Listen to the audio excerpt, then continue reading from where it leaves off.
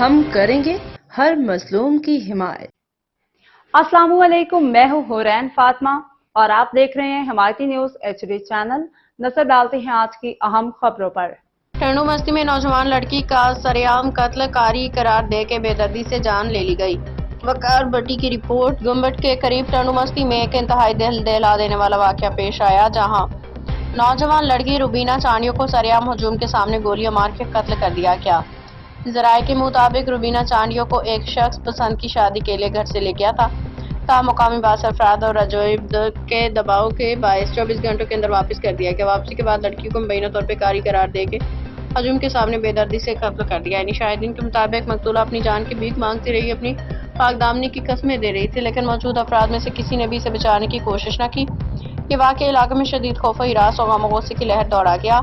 سماجی حلقوں، انسانی حقوق کے کارکنوں، شہریوں نے اس افسوسناک واقعے کی شدید مذمت کرتے ہوئے حکومت اور عدلیہ سے فوری نوٹس لینے کا مطالبہ کیا ہے۔ ان کا کہنا ہے کہ ایسے واقعات قانون کی کمزوری، معاشرتی ناانصافی کا کھلا ثبوت ہیں۔